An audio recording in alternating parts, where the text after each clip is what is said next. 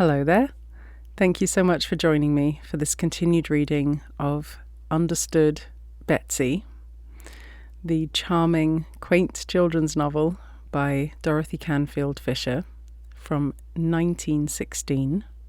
We're hearing about the adventures of a sensitive, young, 9-year-old orphan girl called Elizabeth Ann as she's passed around among different relatives. Perhaps you've already heard the preceding parts of this book.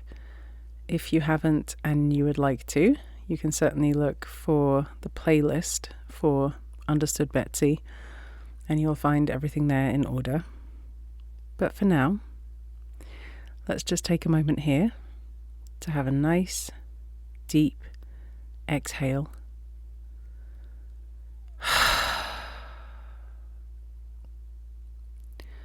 Letting go of the day. Letting go of whichever baggage we might be bringing along with us into this moment. For right now, there's nowhere else we have to go, nothing else we have to be doing. So we can just relax, get ourselves comfortable, and enjoy the charming tale of Understood Betsy. Chapter 3. A Short Morning. Aunt Abigail was gone. Eleanor was gone. The room was quite empty, except for the bright sunshine pouring in through the small paned windows. Elizabeth Ann stretched and yawned and looked about her. What funny wallpaper it was. So old-fashioned looking. The picture was of a blue river and a brown mill with green willow trees over it, and a man with sacks on his horse's back stood in front of the mill. This picture was repeated a great many times all over the paper, and in the corner, where it hadn't come out even, they had to cut it right down the middle of the horse. It was very curious looking. She stared at it a long time, waiting for somebody to tell her when to get up. At home, Aunt Frances always told her and helped her get dressed, but here nobody came. She discovered that the heat came from a hole in the floor near the bed, which opened down into the room below. From it came a warm breath of baking bread, and a muffled thump once in a while. The sun rose higher and higher, and Elizabeth Ann grew hungrier and hungrier. Finally, it occurred to her that it was not absolutely necessary to have somebody tell her to get up. She reached for her clothes and began to dress. When she had finished, she went out into the hall, and with a return of her aggrieved, abandoned feeling, you must remember that her stomach was very empty, she began to try to find her way downstairs. She soon found the steps, went down them one at a time, and pushed open the door at the foot. Cousin Anne, the brown-haired one, was ironing near the stove. She nodded and smiled as the child came into the room and said, "Well, you must feel rested." "Oh, I haven't been asleep," explained Elizabeth Ann. "I was waiting for somebody to tell me to get up." "Oh," said Cousin Anne, opening her black eyes a little. "Were you?" She said no more than this, but Elizabeth Ann decided hastily that she would not add, as she had been about to, that she was also waiting for somebody to help her dress and do her hair. As a matter of fact, she had greatly enjoyed doing her own hair. The first time she had ever tried it. It had never occurred to Aunt Frances that her little baby girl had grown up enough to be her own hairdresser. Nor had it occurred to Elizabeth Ann that this might be possible. But as she struggled with the snarls, she had had a sudden wild idea of doing it a different way from the pretty fashion Aunt Frances always followed. Elizabeth Ann had always secretly envied a girl in her class whose hair was all tied back from her face, with one big knot in her ribbon at the back of her neck. It looked so grown up. And this morning, she had done hers that way, turning her neck till it ached, so that she could see the coveted tight effect at the back. And still, Aunt Little Girl's queer, although she had enjoyed doing her own hair, she was very much inclined to feel hurt because Cousin Anne had not come to do it for her. Cousin Anne set her iron down with the soft thump which Elizabeth Ann had heard upstairs. She began folding a napkin and said, "Now, reach yourself a bowl off the shelf yonder. The oatmeal's in that kettle on the stove, and the milk is in the blue pitcher. If you want a piece of bread and butter, here's a new loaf just out of the oven, and the butter's in that brown crock." Elizabeth Ann followed these instructions and sat down before this quickly assembled breakfast in a very much surprised silence.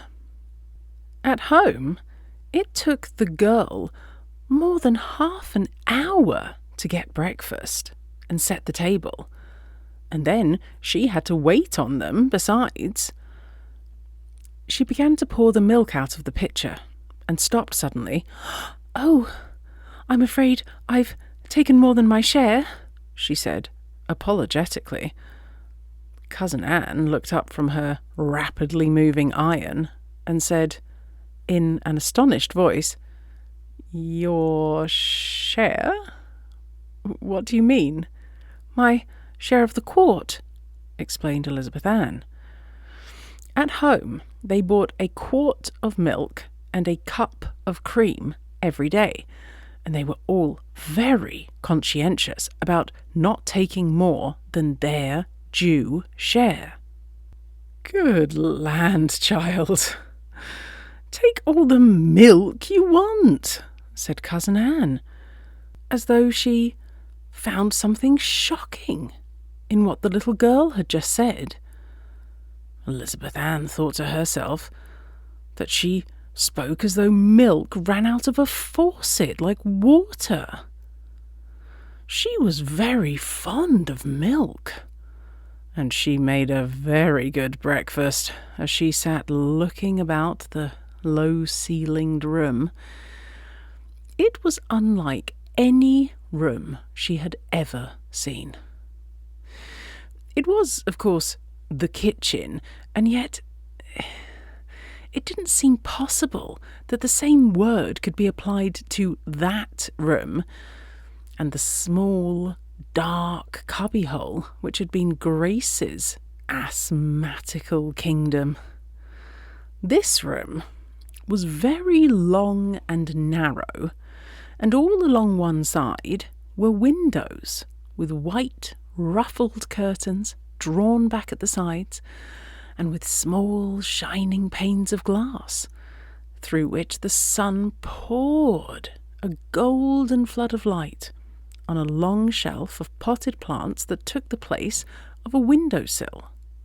The shelf was covered with shining white oilcloth. The pots were of clean reddish brown, the sturdy, stocky plants of bright green with clear red and white flowers. Elizabeth Ann's eyes wandered all over the kitchen, from the low white ceiling to the clean, bare wooden floor. But they always came back to those sunny windows. Once, back in the big brick school building, as she had sat drooping her thin shoulders over her desk, some sort of a procession had gone by, with a brass band playing a lively air. For some queer reason, every time she now glanced at that sheet of sunlight and the bright flowers, she had a little of the same thrill which had straightened her back and gone up and down her spine while the band was playing. Possibly Aunt Frances was right after all, and Elizabeth Ann was a very impressionable child. I wonder, by the way, if anybody ever saw a child who wasn't. At one end, the end where Cousin Anne was ironing, stood the kitchen stove, gleaming black, with a tea kettle humming away on it, a big hot water boiler near it, and a large kitchen cabinet with lots of drawers and shelves and hooks and things. Beyond that, in the middle of the room, was the table where they had had supper last night, and at which the little girl now sat eating her very late breakfast. And beyond that, at the other end of the room, was another table with an old dark red cashmere shawl on it for a cover. A large lamp stood in the middle of this, a bookcase near it, 2 or 3 rocking chairs around it, and back of it, against the wall, was a wide sofa covered with bright cretonne, with 3 bright pillows. Something big and black and woolly was lying on this sofa, snoring loudly. As Cousin Anne saw the little girl's fearful glance alight on this, she explained, "That's Shep, our old dog. Doesn't he make an awful noise? Mother says, when she happens to be alone here in the evening, it's real company to hear Shep snore. As good as having a man in the house." Although this did not seem at all a sensible remark to Elizabeth Ann, who thought soberly to herself that she didn't see why snoring made a dog as good as a man. Still, she was acute enough, for she was really quite an intelligent little girl, to feel that it belonged in the same class of remarks as 1 or 2 others she had noted as queer in the talk at Putney Farm last night. This variety of talk was entirely new to her. Nobody in Aunt Harriet's conscientious household ever making anything but plain statements of fact. It was one of the queer Putney ways, which Aunt Harriet had forgotten to mention. It is possible that Aunt Harriet had never noticed it. When Elizabeth Ann finished her breakfast, Cousin Anne made 3 suggestions using exactly the same accent for them all. She said, "Wouldn't you better wash your dishes up now, before they get sticky? And don't you want one of those red apples from the dish on the side table? And then maybe you'd like to look around the house so as to know where you are?" Elizabeth Ann had never washed a dish in all her life. And she had always thought that nobody but poor, ignorant people who couldn't afford to hire girls did such things. And yet, It was odd. She did not feel like saying this to Cousin Anne, who stood there, so straight, in her gingham dress and apron, with her clear, bright eyes and red cheeks. Besides this feeling, Elizabeth Ann was overcome with embarrassment at the idea of undertaking a new task in that casual way. How in the world did you wash dishes? She stood rooted to the spot, irresolute, horribly shy, and looking, though she did not know it, very clouded and sullen. Cousin Anne said briskly, holding an iron up to her cheek to see if it was hot enough, "Just take them over to the sink there and hold them under the hot water faucet. They'll be clean in no time. The dish towels, are those hanging on the rack over the stove?" Elizabeth Ann moved promptly over to the sink, as though Cousin Anne's words had shoved her there. And before she knew it, her saucer, cup, and spoon were clean, and she was wiping them on a dry, checked towel. The spoon goes in the side table drawer with the other silver, and the saucer and cup in those shelves there, behind the glass doors where the china belongs, continued Cousin Anne, thumping hard with her iron on a napkin, and not looking up at all. "And don't forget your apple as you go out. Those northern spies are just getting to be good about now.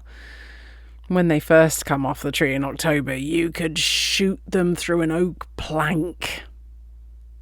Now, Elizabeth Ann knew that this was a foolish thing to say, since, of course, an apple never could go through a board.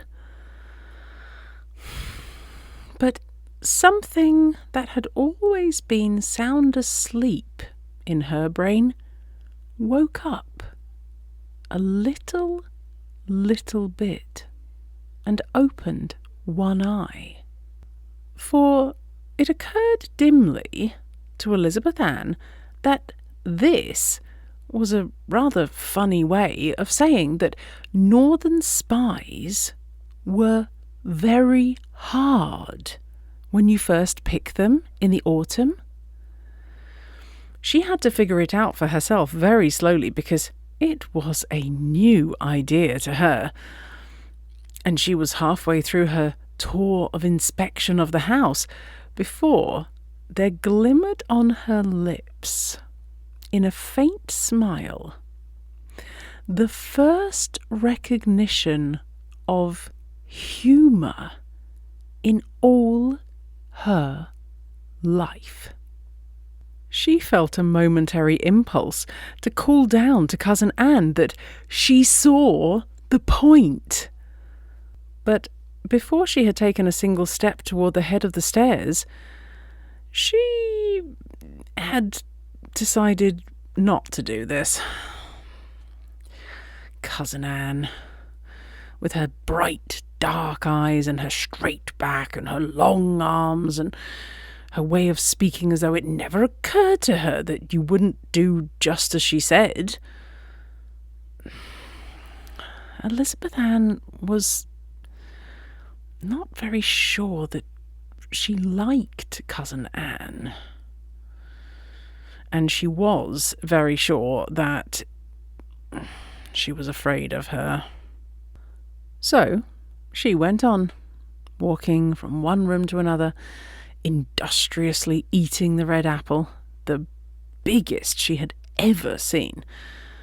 It was the best, too, with its crisp white flesh and the delicious sour-sweet juice, which made Elizabeth Ann feel, with each mouthful, like hurrying to take another. She did not think much more of the other rooms in the house than she had of the kitchen. There were no draped throws over anything. There were no lace curtains at the windows.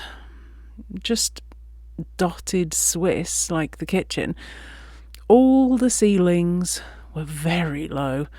The furniture was all of dark wood and very old looking. What few rugs there were of bright-coloured rags. The mirrors were queer and old, with funny old pictures at the top. There wasn't a brass bed in any of the bedrooms, just old wooden ones with posts and curtains round the tops. And there was not a single plush portière in the parlour, whereas at Aunt Harriet's there had been 2 sets for that one room. She was relieved at the absence of a piano, and secretly rejoiced that she would not need to practice. In her heart, she had not liked her music lessons at all. But she had never dreamed of not accepting them from Aunt Frances, as she accepted everything else. Also, she had liked to hear Aunt Frances boast about how much better she could play than other children of her age. She was downstairs by this time, and opening a door out of the parlour, found herself back in the kitchen. The long line of sunny windows and the bright flowers giving her that quick little thrill again. Cousin Anne looked up from her ironing, nodded and said, "All through? You'd better come in and get warmed up. Those rooms get awfully cold these January days. Winters, we mostly use this room so's to get the good of the kitchen stove," she added after a moment, during which Elizabeth Ann stood by the stove warming her hands. "There's one place you haven't seen yet, the milk room. Mother's down there now, churning. That's the door, the middle one." Elizabeth Ann had been wondering and wondering where in the world Aunt Abigail was. So she stepped quickly to the door and went down the cold, dark stairs she found there. At the bottom was a door, locked apparently, for she could find no fastening. She heard steps inside. The door was briskly cast open, and she almost fell into the arms of Aunt Abigail, who caught her as she stumbled forward, saying, "Well, I've been expecting you down here for a long time. I never saw a little girl yet who didn't like to watch butter making. Don't you love to run the butter worker over it? I do myself, for all I'm 72. "I don't know anything about it," said Elizabeth Ann. "I don't know what you make butter out of. We always bought ours." "Well, for goodness sakes," said Aunt Abigail. She turned and called across the room, "Henry, did you ever? Here's Betsy saying she don't know what we make butter out of. She actually never saw anybody making butter." Uncle Henry was sitting down near the window, turning the handle to a small barrel swung between 2 uprights. He stopped for a moment and considered Aunt Abigail's remark with the same serious attention he had given to Elizabeth Ann's discovery about left and right. Then he began to turn the churn over and over again and said peaceably, "Well, Mother, you never saw anybody laying asphalt pavement, I'll warrant you. And I suppose Betsy knows all about that. Elizabeth Ann's spirits rose. She felt very superior indeed. "Oh, yes," she assured them. "I know all about that. Didn't you ever see anybody doing that? Why, I've seen them hundreds of times. Every day, as we went to school, they were doing over the whole pavement, for blocks along there." Aunt Abigail and Uncle Henry looked at her with interest, and Aunt Abigail said, "Well now, think of that. Tell us all about it." "Why, there's a big black sort of wagon," began Elizabeth Ann, "and they run it up and down and pour out the black stuff on the road. And that's all there is to it." She stopped rather abruptly, looking uneasy. Uncle Henry inquired, "Now, there's one thing I've always wanted to know. How do they keep that stuff from hardening on them? How do they keep it hot?" The little girl looked blank. "Why, fire, I suppose," she faltered, searching her memory desperately and finding there only a dim recollection of a red glow somewhere, connected with the familiar scene at which she had so often looked with unseeing eyes. "Of course, a fire," agreed Uncle Henry, "but what do they burn in it? Coke or coal or wood or charcoal? And how do they get any draft to keep it going?" Elizabeth Ann shook her head. "I never noticed," she said. Aunt Abigail asked her now, "What do they do to the road before they pour it on?" "Do?" said Elizabeth Ann. "I didn't know they did anything." "Well, they can't pour it right on a dirt road, can they?" asked Aunt Abigail. "Don't they put down cracked stone or something?" Elizabeth Ann looked down at her toes. "I never noticed," she said. "I wonder how long it takes for it to harden," said Uncle Henry. "I never noticed," said Elizabeth Ann, in a small voice. Uncle Henry said, "Oh," and stopped asking questions. Aunt Abigail turned away and put a stick of wood in the stove. Elizabeth Ann did not feel very superior now.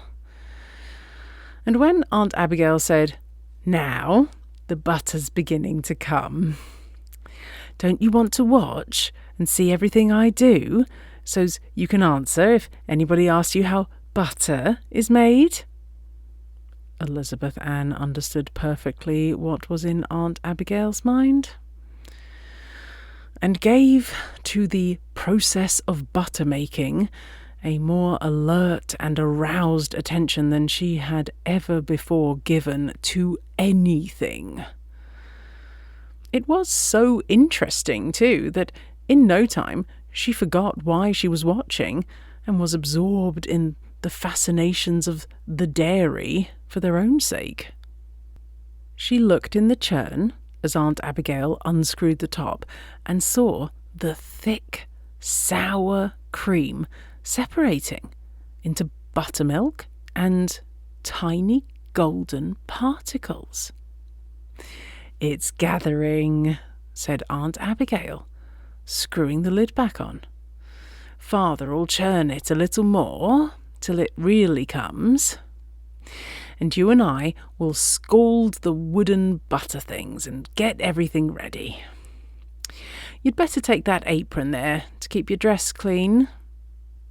Wouldn't Aunt Frances have been astonished if she could have looked in on Elizabeth Ann that very first morning of her stay at the hateful Putney farm, and have seen her wrapped in a gingham apron, her face bright with interest, trotting here and there in the stone-floored milk-room.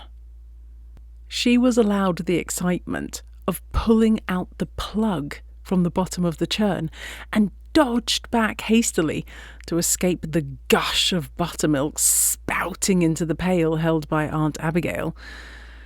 And she poured the water in to wash the butter and screwed on the top herself.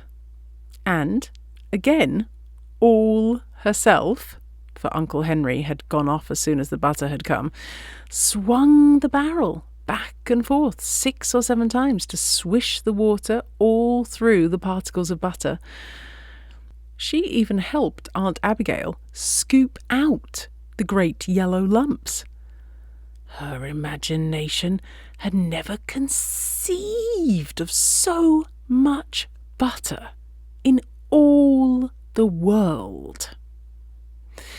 Then Aunt Abigail let her run the curiously shaped wooden butter worker back and forth over the butter, squeezing out the water, and then pile it up again with her wooden paddle into a mound of gold.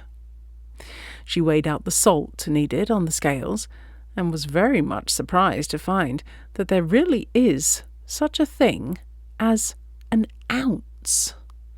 She had never met it before outside the pages of her arithmetic book, and she didn't know it lived anywhere else. After the salt was worked in, she watched Aunt Abigail's deft, wrinkled old hands make pats and rolls. It looked like the greatest fun, and too easy for anything.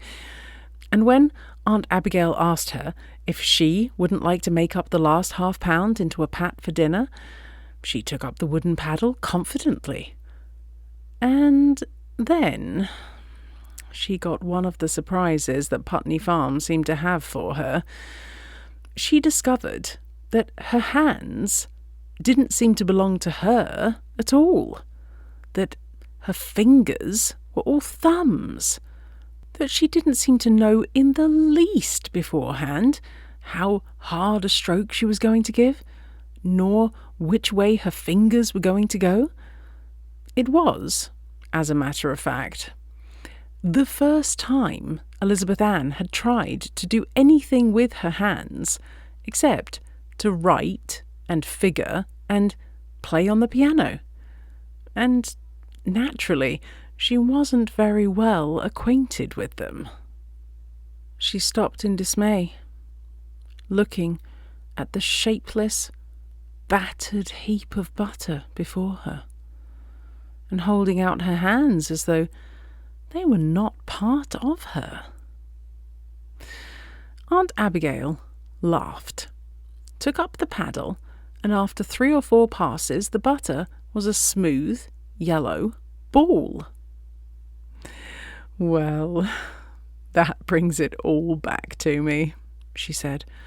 "When I was a little girl, when my grandmother first let me try to make a pat, I was about 5 years old. My, what a mess I made of it. And I remember, doesn't it seem funny, that she laughed and said her great-aunt Elmira had taught her how to handle butter right here in this very milkroom. Let's see.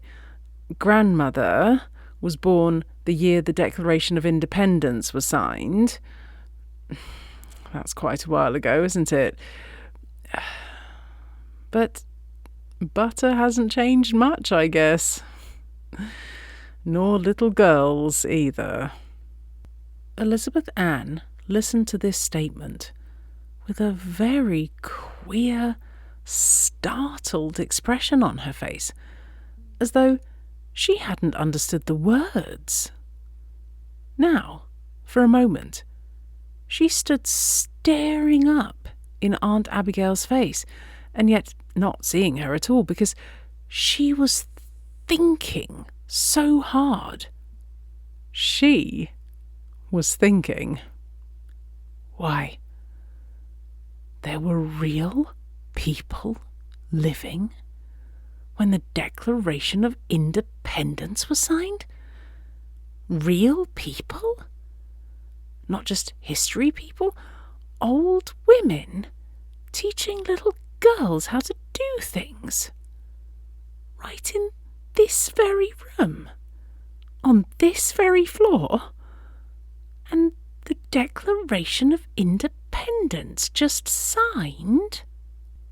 To tell the honest truth, although she had passed a very good examination in the little book on American history they had studied in school, Elizabeth Ann had never, to that moment, had any notion that there ever had been, really and truly, any Declaration of Independence at all. It had been like the ounce, living exclusively inside her school books, for little girls to be examined about. And now, here, Aunt Abigail, talking about a butter pat, had brought it to life. Of course, all this only lasted a moment, because it was such a new idea. She soon lost track of what she was thinking of. She rubbed her eyes as though she were coming out of a dream. She thought, confusedly, what did butter have to do with the Declaration of Independence? Nothing. Of course, it couldn't. And the whole impression seemed to pass out of her mind. But it was an impression which was to come again and again during the next few months.